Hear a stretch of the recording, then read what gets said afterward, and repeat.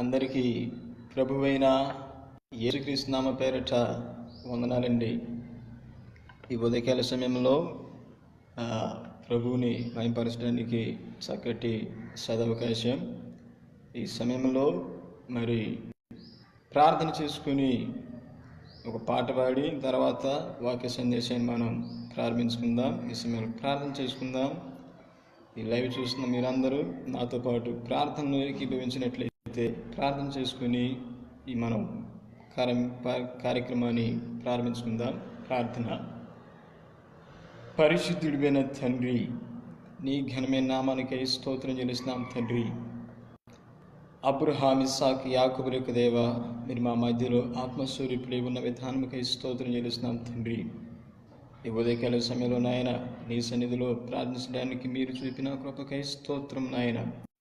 Live ప్రోగ్రాంలో అందరైతే ఏకీభవిస్తున్నారో వాళ్ళందరినీ దీవించండి, ఆశీర్వదించండి, కృప చూపని నడిపించండి నాయన. నిజముగా తండ్రి, ఈ ప్రార్థనకు వ్యతిరేకంగా రూపించబడిన ఏ ఆయుధము వర్తిల్లదు నాయన. మీరే సకల మహిమ ఘనత ప్రభావం వహించమని యేసయ్య నామములో అడుగుతున్నాం తండ్రి. ఆమేన్. హల్లెలూయా. ఈ సమయంలో ఒక పాట పాడుకొని వాక్య సందేశం మనం ప్రారంభించుకుందాం. స్తుతి పాడేదను ప్రతిదినము, స్తుతి పాడుటేనా కతిశయము. స్తుతి పాడేదను ప్రతిదినము, స్తుతి పాడుటేనా కతిశయము. ధవళవర్ణుడా, మనోహరుడా, రత్నవర్ణుడా, నా ప్రియుడా. ధవళవర్ణుడా, మనోహరుడా, రత్నవర్ణుడా, నా ప్రియుడా. స్తుతి పాడేదనే ప్రతిదినము, స్తుతి పాడుటే నాకతిశయము. స్తుతి పాడేదనే ప్రతిదినము, స్తుతి పాడుటే నాకతిశయము. ఆరాధించేదా అరుణోదయమున అమరుడ నిన్నే ఆశ తీరా. ఆరాధించేదా అరుణోదయమున అమరుడ నిన్నే ఆశ తీరా. ఆశ్రిత జన పాలక అందుకో నా స్తుతి మాలిక. ఆశ్రిత జన పాలక అందుకో నా స్తుతి మాలిక. ధవళవర్ణుడా, మనోహరుడా, రత్నవర్ణుడా, నా ప్రియుడా. ధవళవర్ణుడా, మనోహరుడా,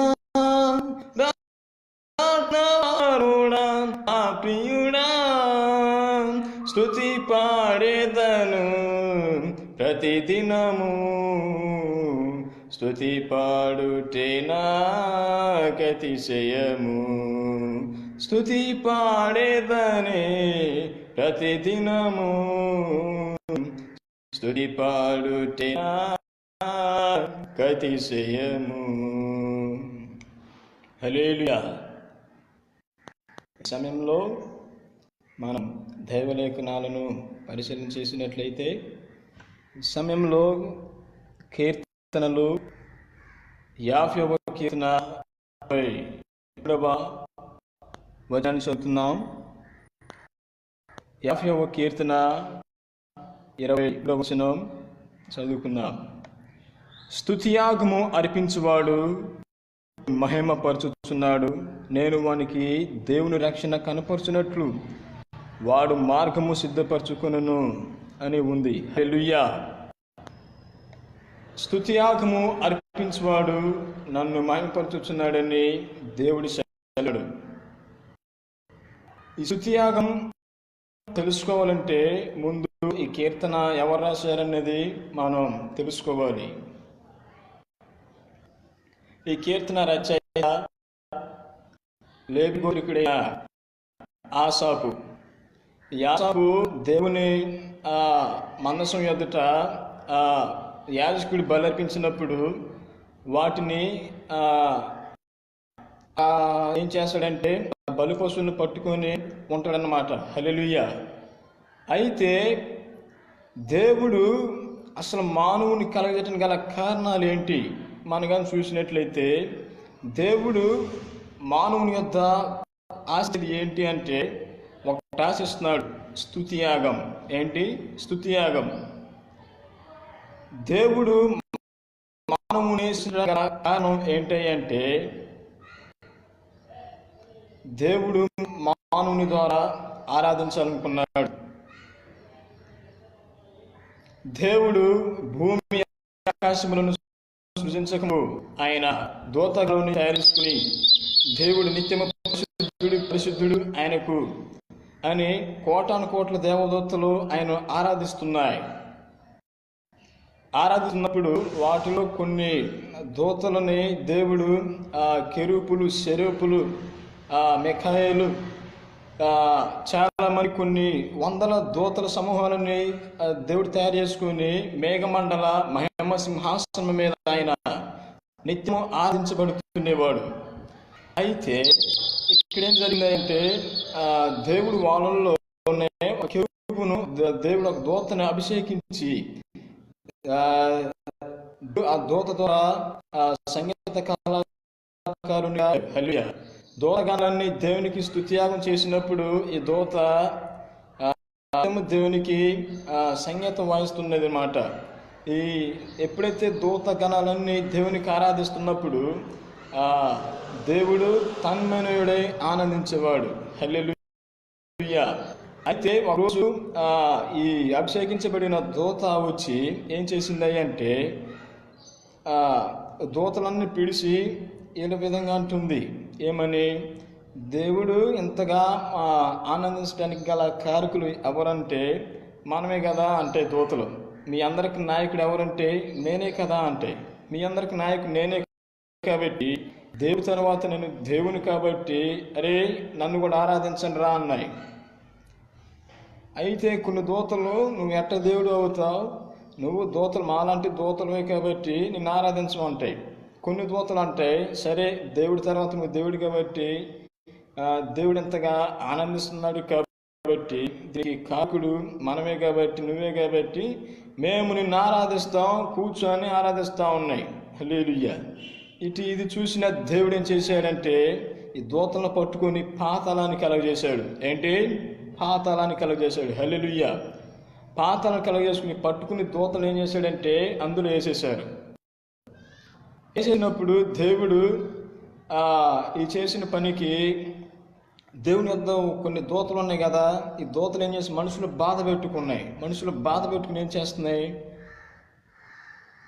దేవుడు ఏంటి ఎలా చేశాడు, ఏదో గర్వించినందుకు వదిలేయచ్చు కదా, ఏదో ఎట్లా చేయాలా అన్నప్పుడు ఈ మనుషులు బాధ పెట్టుకుని దూతలు ఏం చేస్తుంది, దేవునికి స్తుతిరం చేస్తుందన్నమాట. స్తోత్రం. ఆ స్తుతులు దేవునికి సంపూర్ణం కాలేదు. అప్పుడు దేవునికి ఒక ఆలోచన వచ్చింది, మానవుణ్ణి నా రూపంలో నా పోలికలో చేసుకొని మానవుని ద్వారా నేను ఆరాధించబడాలి అనుకున్నాడు దేవుడు. హల్లెలూయా. హల్లెలూయా. అయితే ఇక్కడ దేవుడు మానవుని తయారు చేయాలనుకున్నాడు. మానవుడికి ఏం కావాలో దేవునికి ప్రతి అవసరత తెలుసు. హల్లెలూయా. మన భూమి మీద నివసించి మనకి ఏమి అవసరాలు కావాలి, ఉండటానికి భూమి కావాలి, నివసించడానికి ఇల్లు కావాలి. అయితే దేవుడు భూమి ఆకాశములను కలగజేస్తాడు. హల్లెలూయా. భూమి ఆకాశములను కలగజేసి భూచరరాశులన్నీ కలగజేసి ఆఖరిగా తన పోలికలో మానవుణ్ణి దేవుడు నిర్ణయించారు. హల్లెలూయా. ఎప్పుడైతే నిర్ణయించి నరుడు ఒంటరిగా ఉండడం కాదని, మంచిది కాదనేసి ఒక స్త్రీనిగా దేవుడు నిర్మించారు. ప్రైజ్ లార్డ్, హల్లెలూయా. ఆ తదుపరి దేవుడు ప్రతిరోజు వస్తుండిపోయేవాడు ఆకాశం నుంచి భూలోకానికి. దేవునికి అంటే పరలోకం నుంచి వస్తుండేవాడు అనమాట. ఇది చూసిన దేవుడు ఒకరోజు ఏం జరిగిందంటే, సడన్గా ఈ పడదపోయే దూత వచ్చింది పరలోకానికి. వచ్చి అంటది, ఏంది నాథ ఈ విధంగా జరిగింది అంటే, నేను గర్వించినందుకు ఏదో పాతలు నన్ను నెట్టివేసా, నీకు స్తోత్రం అని చెప్పిద్ది అనమాట. సరే, ఇప్పుడు నీ రూపంలో నీ పోలికలో చేయబడిన నరుడు తప్పు చేయబోతున్నాడు అంటది. నా నరుడు నా పోలికలు ఎందుకు తప్పు చేసిందంటే, ఈ సాతాను పైకి వచ్చింది అనమాట. ఈ తురేయబడిన దూతని చెప్పాం కదా, వాడే సాతాను, వాడే లోకం, వాడే అపవాది. ఈ అపవాది ఏం చేసింది, అవ్వమ్మని మోసపుచ్చింది అనమాట. మోసపుచ్చిన తర్వాత ఏది, బంధం తెగు నరుడు కూలిపోతాడు. హల్లెలూయా. దేవుడికి అడికి వెళ్ళేది ఆత్మీయం చేసింది. చేసిన తర్వాత పరలోకం నుంచి భూలోకం దిగొచ్చారు. దిగొచ్చినప్పుడు ఏంది, ఇలా జరిగిన సిచ్యువేషన్ నేను ఈ విధంగా జరిగిందని చూసిన దేవుడు ఆ మనసు కృషించిపోద్ది అనమాట. ఆ తదుపరి ఏమైంది అంటే, ఏం జరిగిందో మీ అందరికి తెలుసు. తోటలో నుంచి వెళ్ళగొట్టిన తర్వాత దేవుడు కయ్యోను హేబేలు పుడతారనమాట, అవ్వ ఆదాముకి. ఆ తదుపరి భూమి మీద ఏమైద్ది, నరహత్య చేసిద్ది, పెద్దోడు చంపేస్తాడు. ఆ తదుపరి మళ్ళీ అనమాట ఉద్భవించిన తర్వాత భూమి మీద మిక్కిలి పాపం అంతా పెరిగిన తర్వాత ఏమవుతుంది, పాపం పెరిగిన తర్వాత దేవుడు నాశనం చేసిన తర్వాత నోవాహు ద్వారా మళ్ళీ ప్రజలు బయటకు వచ్చారు. ఆ తదుపరి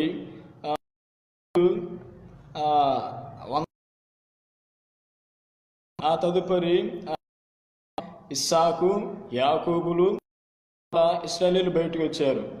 ఇశ్రాయేలీలు 430 సంవత్సరాలు ఐగుప్తు బానిసత్వంలో ఉంటారు. ఐగుప్తు బానిసత్వంలో ఉండినప్పుడు వాళ్ళను ఒక రక్షకుని ఉద్ధరిస్తారన్నమాట. అంటే ఆయన మోషే ద్వారా ఇశ్రాయేలు ప్రజలను విడిపిస్తారనమాట. అరణ్యంలో వాళ్ళ ఐగుప్తు చెర నుంచి విడిపించినప్పుడు ఏం జరుగుతుందంటే, వారికి ధర్మశాస్త్రం ఇచ్చారు. ఈ ధర్మశాస్త్రంలో తప్పు చేసిన వాడిని రాళ్ళతో కొట్టి చంపండి, తప్పు చేసిన వాడిని, వ్యభిచారం చేసిన వారిని, దొంగతనం చేసిన వారిని రాళ్ళతో కొట్టి చంపాలి, అగ్నితో తగలబెట్టి చంపాలి అనేసి ఒక నిబంధన పెట్టారు ధర్మశాస్త్రంలో.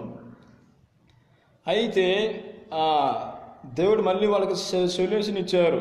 ఏంటంటే అదే అన్నమాట, తప్పు చేసినప్పుడు ఒక వ్యక్తి తెలియజేసిన తప్పుకి, పొరపాటుకి ఒక వ్యక్తి కోడెలను, పశువులను దేవుని సన్నిధిలో బలిగా అర్పించినప్పుడు ఈ చేసిన పాపం ఏమవుతుందంటే కప్పబడుతుంది. ఏం జరుగుతుంది, కప్పబడుతుంది అన్నమాట. మీరు గుర్తుపెట్టుకోండి, ధర్మశాస్త్రం పాపాన్ని కప్పు పెడుతుంది, పాపాన్ని తీసివేయలేదు. ఉదాహరణకు నా దగ్గర ఈ బుక్ ఉంది. ఈ బుక్ని ఏం చేస్తున్నాను, ఇది నా దగ్గర ఉంది, ఇది ఏం చేశాను, నేను ఎట్లా దాపెట్టుకున్నా, దీన్ని తీసేసి పక్కనేసానా? లేదు. ఇది అంటే ఇప్పుడు మనం చేసిన పాపాన్ని ధర్మశాస్త్రం ఏం చేసిన కప్పు పెడుతుంది, అంతేగాని దీన్ని తీసేయలేదన్నమాట. ఇట్లా మీరు గుర్తుపెట్టుకోండి. అయితే వీళ్ళేం చేస్తున్నారంటే, అప్పుడు ఆ కాలంలో ఉన్న ప్రజలు తప్పు చేయటం, దేవుని సన్నిధిలోకి వచ్చి కోడెలను వధించడం, తప్పు చేయటం, దేవుని సన్నిధిలోకి వచ్చి అర్పణలు అర్పించడం, తప్పు చేయటం, దేవుని సన్నిధికి వచ్చి మొక్కుబడులు చెల్లించడం, ఇదే జరుగుతుంది. రోటినిగా మారిపోయింది. హల్లెలూయా. అయితే ఈ స్థుతులు దేవునికి ఏమని అంటే సంపూర్ణం కాలేదు. ఎప్పుడైతే దేవుడి సన్నిధిలో ధూపవేదిక వేసినప్పుడు దేవుడు ఆ బలులను అంగీకరించేవాడు అనమాట. అంగీకరిస్తాడు, ఓకే. కానీ ధర్మశాస్త్రం ఈ పాపాన్ని తీసివేయలేదు, కప్పు పెడుతుంది. హల్లెలూయా. ఎంత చెప్పాలంటే ఇవన్నీ ఎందుకు చెప్పానంటే మీకు అర్థం కావటానికి చెప్పాను. అర్థం చేసుకోండి, అర్థం చేసుకుంటారని కూడా నేను విశ్వసిస్తున్నాను. ప్రైజ్లా. అయితే ఇక్కడ ఏం జరుగుతుందంటే ఈ ధర్మశాస్త్రులు యాజకుల్లో ఈ ఆసాపు ఉన్నారు. ఆసాపు కీర్తనలు కూడా రాశారు. ఆ కోరా కుమారులు ఏదోమీడైన చాలామంది, దావీదు, అహిమెలెకు, అలానే సొలొమోను, చాలామంది కీర్తనలు రాశారు. దావీదు మహారాజు ఒక్కరే కాదు. అయితే ఈ కీర్తనాకారుడు ఎవరయ్యా అంటే ఆసాపు. ఈ ఆసాపు లేవియ గోత్రికులు ఒకడనమాట. ఇతను ఉండేవాడు అనమాట. యాజకులు ఎప్పుడైతే బలి అర్పించినప్పుడు ఈ కోడెలను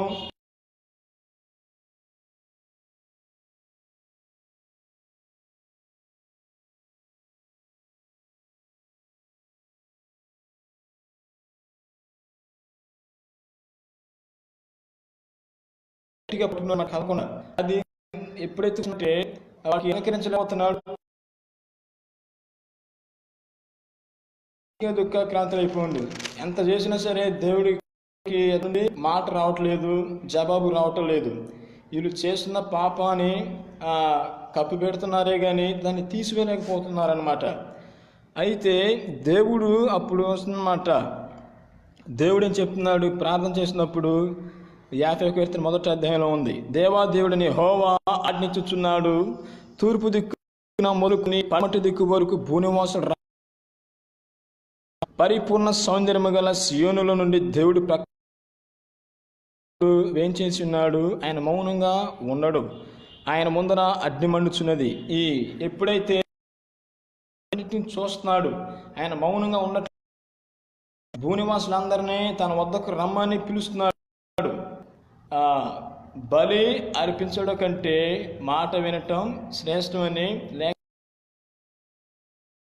తన ఎప్పుడేం చేస్తున్నాడంటే దేవుడు మాను యొద్ద ఏదో ఆశిస్తున్నాడు. మనకే ఉదాహరణకి మీకు అర్థం కావటానికి నేను ఒక 10,000 అనుకోండి అప్పుగా, మీరు ఒక 10 రోజుల తర్వాత, ఒక నెల తర్వాత 10,000 సంతోషంగా ఉంటున్నా ఉండను. వాటికి వడ్డీ ఒక 15,000 5,000 ఎక్స్ట్రా ఇస్తే ఖుషి వచ్చింది అనమాట. హల్లెలూయా. అయితే దేవుడిచ్చేయి మనం తిరిగి దేవుని ఇస్తున్నాం, కానీ దేవుడు మనలో కొత్తగా ఆశిస్తున్నాడు. దేవుడి పశువులను, గొర్రెలను, మేకలను మనకి ఇస్తున్నాడు అనమాట.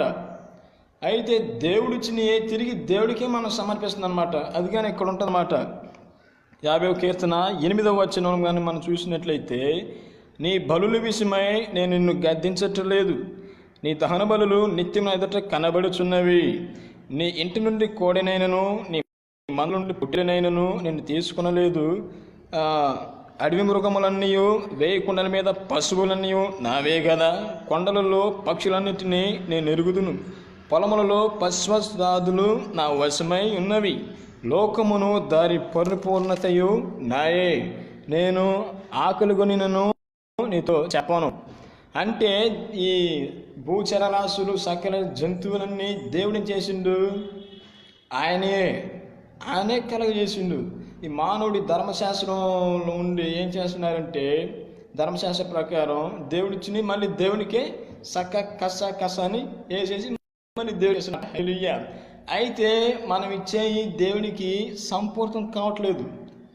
దేవుడు ఏం ఆశిస్తున్నాడు? మానవ యుద్ధం నుంచి దేవునికి స్తుతియాగము చేయమని 50వ కీర్తన 14వ వచనంలో ఉంది. 50వ కీర్తన 14వ వచనంలో దేవునికి స్తుతియాగము చేయాలి, మహోన్నతుని మొక్కుబడులు చెల్లించమని ఉంది. హల్లెలూయా. దేవునికి మనం ఏం చేయాలి?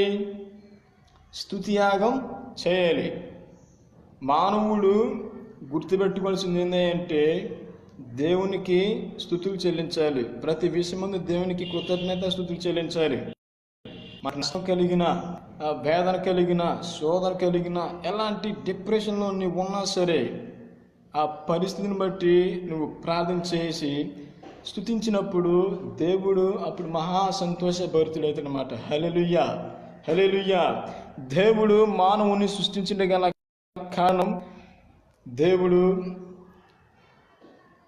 నరుని ద్వారా నిత్యము ఆరాధించబడాలనుకుంటున్నాడు. హల్లెలూయా. ఇంకా అందుకే ఇక్కడ ఉందన్నమాట, ఆపత్కాలం ముందు నీవు నన్ను గూర్చి మొరపెట్టుము, నేను నిన్ను విడిపించేదను, నీవు నన్ను పరిచేదవని 15వ వచనంలో సెలవిస్తుంది. మనం ఎప్పుడైతే ఆపత్కాలంలో చిక్కబడి ఉంటామో, ఎప్పుడైతే మన మీదకి భయంకరమైన ఉపద్రవాలు మన మీద ఆ సమయంలో దేవునికి మనం ఎప్పుడైతే స్తుతియాగం చేసి ప్రార్థన చేసి మొర పెడతామో, దేవుడు తప్పకుండా మన పక్షాన చేస్తారు. హల్లెలూయా. పౌలు శీలలు ఆపత్కాలంలో జైల్లో ఉండి దేవునికి మొర పెడతారు అన్నమాట. ప్రార్థన చేస్తారు, స్తోత్ర కీర్తనలు పాడతారు, స్తుతియాగం చేస్తారు అన్నమాట. దేవునికి ఈ సర్వాంగ హోమములు బలులుగా అర్పించారు. దేవుడు వారిని ఏం చేశారు? చెరసాల పునాదులు సహా కూలిపోయాయి. హల్లెలూయా.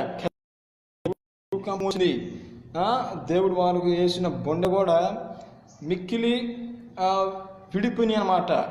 చూడండి ఎంత అద్భుత కార్యం చేసిండే దేవుడు. హల్లెలూయా. అయితే ఇక్కడ ఆ రోమియో వాడు ఆ జైలధికారి ఏం చేస్తాడు? చంపుకోబోతాడు. ఎందుకు చంపుకోబోతాడంటే, రోమియోలు అసలు జైళ్ళలో పారిపోతే వాళ్ళకంటే ప్రాబ్లం అని మనకి జ్ఞాపకంలో మనం చూసినట్లయితే ఒకటి ఉంటుంది. వారు కానీ ఒక అధికారి ఆ రోమా కాలంలో ఆ జైలధికారి కానీ వాళ్ళని ఖైదు పారిపోతే ఈడు వీళ్ళ భార్య పిల్లలను పులులు బోన్లో వేసి చంపేస్తాడు అన్నమాట. చచ్చిపోతే తన భార్య పిల్లలను బతికేస్తాడు అనమాట. సో అందుకే వీళ్ళు పారిపోయారు అనేసి కత్తి తీసుకుపోతాడు అనమాట. నా భార్య పిల్లలన్నా హ్యాపీగా ఉంటారని నమ్మకం. అయితే ఇక్కడ వారు పారిపోయి ఆఖరికి జైలు అధికారి కుటుంబాన్ని కూడా రక్షించి దేవుణ్ణి మాయపరిచారు. హల్లెలూయా. స్తుతించినప్పుడు సాతాను శక్తులు కూడా కూలిపోతాయి అన్నమాట. దావీదు తంబోరా సితార వీణబట్టించినప్పుడు సౌలులో దురాత్మలు కూడా ఈ రోజు నువ్వు స్తుతించినప్పుడు దేవుని పక్షాన అద్భుత కార్యాలు చేస్తాడు. నువ్వు స్తుతించినప్పుడు దేవుని పక్షాన చేస్తాడు అన్నమాట. నీకున్న శోధనలో, నీకున్న సమస్యల్లో దేవునికి స్తుతించు. నీకున్న భయంకరమైన డిప్రెషన్ నువ్వు చేయాల్సింది ఒకటే. ఎప్పుడైతే దేవునికి స్తుతి మనం అర్పిస్తామో దేవుడు మన పక్షాన్ని ఏం చేస్తాడంటే చేస్తాడన్నమాట. హల్లెలూయా. హల్లెలూయా. నాకు తెలిసి ఒక క్రైస్తవ కుటుంబం ఉంది చెన్నైలో. వాళ్ళు దేవుని నుండి మంచి విశ్వాసులు కలిగి దొడ్లు అన్నమాట. అయితే తండ్రి కూతురు అన్నమాట. ఒకసారి ఏమైందంటే ఈ అమ్మాయికి ఒక పెళ్ళికి అటెండ్ అవుతుంది తండ్రి కూతుర్లో. సడన్గా ఆ అమ్మ పాపకు ఇతను ప్రతిరోజు దేవునికి స్తుతి ఇస్తాడన్నమాట. ఏ జరిగిన అతను పెళ్లికి కార్యక్రమానికి వెళ్ళేటప్పుడు ఈ అమ్మాయికి యాక్సిడెంట్ అవుతుంది. సోదరి మీద గాయం తగిలింది అనమాట. గాయం తగిలి అమ్మాయికి వెళ్ళిపోయింది. అర్జెంటుగా అంబులెన్స్ వచ్చింది. దేవుడికి చెప్తుందనమాట, నా కుమారుడు స్తుతియాగం చేయమన్నారు.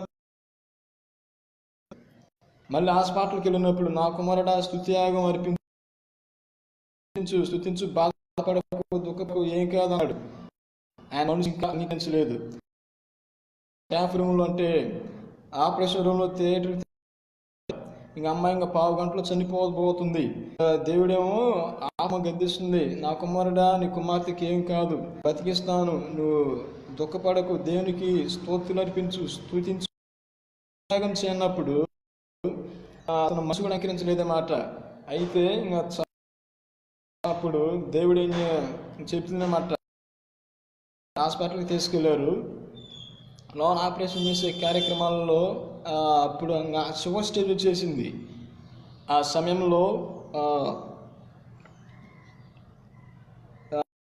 దేవుడు చెప్పినట్టే, అప్పుడైనా నా కుమారుడా నువ్వు ఏమి కాదు దేవునికి స్తుతించన్నప్పుడు అన్నమాట.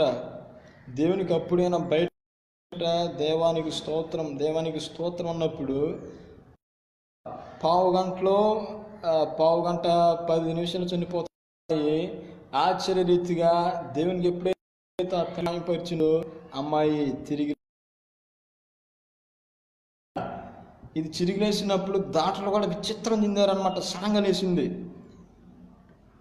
సడన్గా లేవగానే దాంట్లో విచిత్రం చెంది, ఇది ఎలా సాధ్యం, నువ్వు ఇప్పుడు దాకా కోమాలు ఉన్నావు కదా, ఎంత సడన్గా ఎలా నీకు మెలకు వచ్చిందమ్మా అనగానే, నా దేశయ్య నన్ను బ్రతికించాడని చెప్పింది. హల్లెలూయా.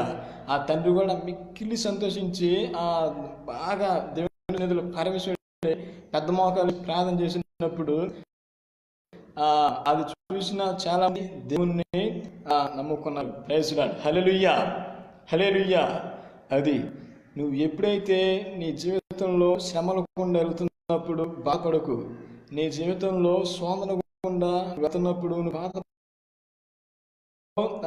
ఏంటి నా పరిస్థితి ఎలా ఉంది, కారణంగా తయారైపోయిందని నువ్వు దిగులు చెందని అవసరం లేదు.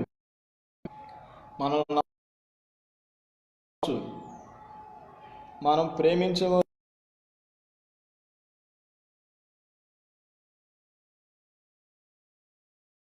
మన దూరం కావచ్చు. ఇప్పుడుండే వాళ్ళు తల్లిదండ్రులు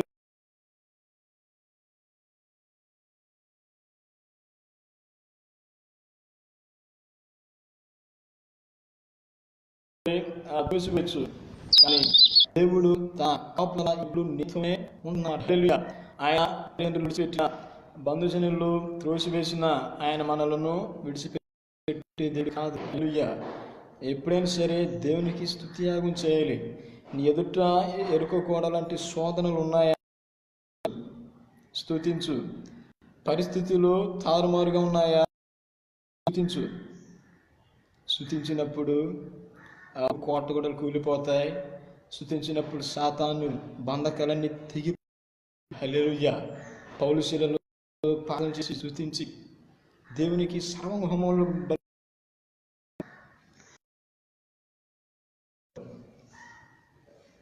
వారి యొక్క బంధకాలు తెగిపోయాయన్నమాట. ఈరోజు కోర్టు కేసులు, పోలీస్ కేసులు, ఆస్తి గొడవలు, అన్నదమ్ముల మధ్య గొడవలు, భార్యాభర్తల మధ్య అన్నముకి ఎట్టట్లేదని సమస్యలు, అప్పులు భరించలేని వ్యసనాలతో నువ్వు ఉన్నా సరే ప్రార్థన చేయండి. ఎలాంటి సమస్య అయినా సరే యేసయ్య విడిపిస్తారు. ఎలాంటి రోగం ఉన్నా సరే దేవుడు వాటిని పరిహారం చెందుతారన్నమాట. హల్లెలూయా. నేను ఎప్పుడు ఒకటి చెప్తాను, ప్రార్థన కార్యం చేయటం ఆయన సన్నిధిలో ఎక్కువ మనం ప్రార్థనలు అర్పించినప్పుడు దేవుడు మన పక్షాన అద్భుత ఆశ్చర్యకార్యాలు చేశారనమాట. హల్లెలూయా, హల్లెలూయా. ఇందులో ఎప్పుడైనా సరే మనం ఏం చేయాలంటే సర్వాంగ హోమం అర్పించాలన్నదే. స్తుతియాగం అర్పించేవాడు నన్ను మహిమపరుచుచున్నాడు. దేవుడికి ఇవ్వటం కాదు, దేవుడు మన యొద్ద కోరుకునేది ఏంటి, మన హృదయపూర్వకమైన స్తుతులను అంటున్నారు. హల్లెలూయా. నీ హృదయంలో నుంచి ఈరోజు ఏమి రావాలి? స్తుతియాగం. స్తుతియాగం ఎప్పుడైతే నువ్వు మనస్ఫూర్తిగా ఆయన అర్పిస్తావో తప్పకుండా దేవుడు మన పక్షాన అద్భుత కార్యాలు చేస్తాడనమాట. నీ దేవుడికి, మన దేవునికి మనకి ఏది అక్కరగుందో అది తెలుసు. మనం ఎంత తాపత్రయపడ్డా, ఎంత గింజుకున్నా, మనం ఎంతగా వాటి కోసం పరితాపం చెందినా సరే అది వచ్చే మన కాడికి వచ్చిద్ది. మీరేం దిగులు పడొద్దు. భరించలేని నిందల, భరించలేని కష్టాల మీరు పొంగిపోవద్దు. దేవుడు బలపరిచే దేవుడు మన దేవుడు. హల్లెలూయా. మీరు చేయాల్సింది ఒకటే, ఇచ్చినా ఇవ్వకపోయినా ఆయనకి స్తోత్రం. జీవితంలో మనం చూసినట్లయితే చాలా ఒక్క దినముందు ఆయనకి ఎడ్లు, గాడిదలు, సమస్తం ఆస్తి మొత్తం పోయిద్ద, మొత్తం అతనుకున్న మొత్తం దేవుని సన్నిధిలో తీసేశారనమాట. తన సొంతగా పుట్టిన చచ్చిపో, దేవుడు ఏం చేసిండు? దూషించిందా? దూషించలేదు. దేవుని యెహోవాయే ఇచ్చెను, యెహోవాయే అన్నమాట. ఈ దినాన నీవు చేయాల్సింది ఒకటే, దేవునికి స్తుతించు. క్లిష్ట పరిస్థితుల్లో నీవు స్తుతించినప్పుడు దేవుడు నీకున్న ప్రతి అక్కర ఆయనకి తెలుసు.